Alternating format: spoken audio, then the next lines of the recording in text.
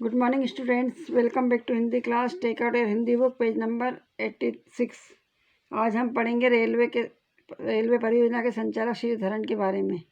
इनके अंदर कैसे दृढ़ निश्चय, लगन और सद्गुण और आत्मविश्वास आदि का प्रयास जगाने का किया है, कैसे उन्होंने रेलवे में सफलता हासिल की थी। तो पाठ 13, मेट्रोमैन श्रीधरन।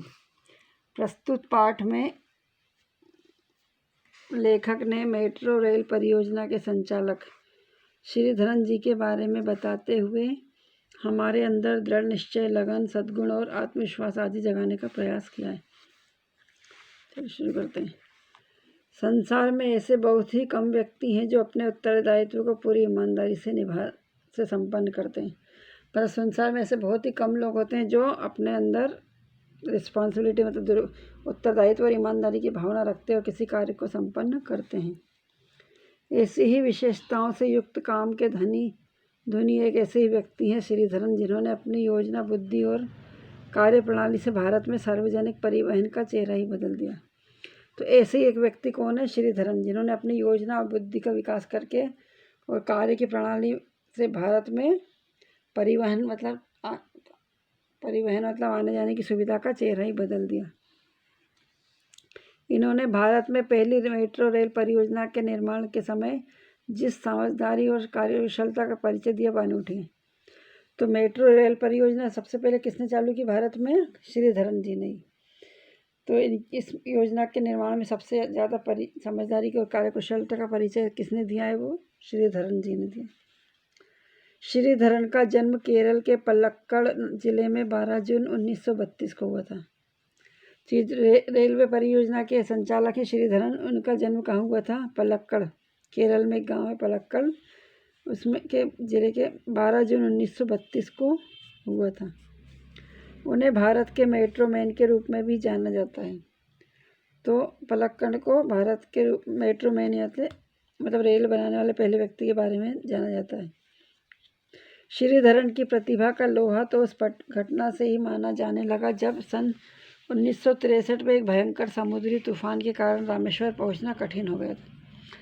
क्या होता? एक बहुत भारी तूफान आया था 1963 में, जिसके कारण समुद्र से रामेश्वर जाना कठिन हो गया था।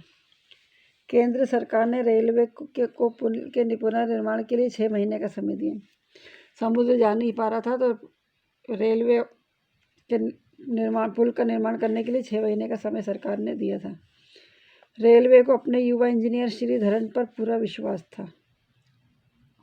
तो रेलवे विभाग जो था, उनको अपने इंजीनियर पर पूरा विश्वास था कि ये 6 महीने में अपना कार्य संपन्न करवा देंगे। श्रीधरन की प्रतिभा को पहचानते हुए रेलवे ने यह अवधि 3 महीने की कर दी। जब श्रीधरन को देखा कि बहुत प्रतिभा वाले मतलब बहुत होशियार है, तो रेलवे ने इसका समय कम कर दिया, 3 महीने कर दिया। 3 महीने में पुल को दोबारा तैयार करना एक चुनौती भरा कार्य था। तो जो पुल का निर्माण करना था, वो 3 महीने में करना मतलब एक बहुत बड़ी चुनौती थी। श्रीधरन ने यह कार्य मात्र 46 दिन में पूरा करके सभी को दांतों तले उंगली दबाने को मजबूर कर दिया। रेलवे सरकार ने तो 3 महीने का टाइम दिया था, लेकिन श्रीधरन ने उसको 1.5 महीने मतलब 46 दिन में ही पूरा करके सबको आश्चर्यचकित कर दिया। इस असंभव काम को संभव बनाने के लिए रेलवे ने श्रीधरन को विशेष पुरस्कार से सम्मानित भी किया। तो ये जो असंभव काम था, मतलब जो मुश्किल काम था, वो कम समय में श्रीधरन ने कर दिया था। तो रेलवे ने श्रीधरन को विशेष पुरस्कार से सम्मानित किया था। इसके बाद भारत की पहली मेट्रो रेल सेवा की अहम जिम्मेदारी श्रीधरन को सौंपी गई। इसके बाद जो भारत में जो पहली मेट्रो रेल चली थी, इसकी पूरी जिम्मेदारी किसको सौंपी गई? श्रीधरन को। इस परियोजना में श्रीधरन को योजना बनाने से लेकर उसे डिजाइन करना, तो उसे कार्य रूप देना था, इसे भी श्रीधरन ने बखूबी निभाया। जब पहली मेट्रो रेल तैयार करनी थी, तो उसकी योजना बनाने और उसको डिजाइन करना, उसका काम करने, सबकी जवाबदारी को श्रीधरन ने बहुत अच्छे से निभाया था। पहली बार मेट्रो रेल सेवा के लिए कोलकाता को चुना गया। तो रेलवे सबसे पहले मेट्रो ट्रेन कहाँ से चली थी? कोलकाता से। बिना किसी रुकावट के, बिना किसी को कष्ट पहुंचाए कब मेट्रो रेल का निर्माण हो गया, यह कोलकाता के लोगों को पता ही नहीं चला। मतलब श्रीधरन इतने होशियार थे कि उन्होंने किसी को पता ही नहीं चला, जल्दी कोई परेशानी नहीं आई और उन्होंने मेट्रो रेल का निर्माण कर लिया। यही श्रीधरन की कार्यशैली की विशेषता थी। मतलब जो श्रीधरन थे वो अपना कार्य सरलता से करते थे, किसी को पता भी नहीं चलता था। यह उनके कार्य करने की विशेषता थी। उनका मानना था कि कोई भी काम तभी सफल होता है जब उसे पूरा करने के लिए एक स्पष्ट सोच और दृष्टि होती है।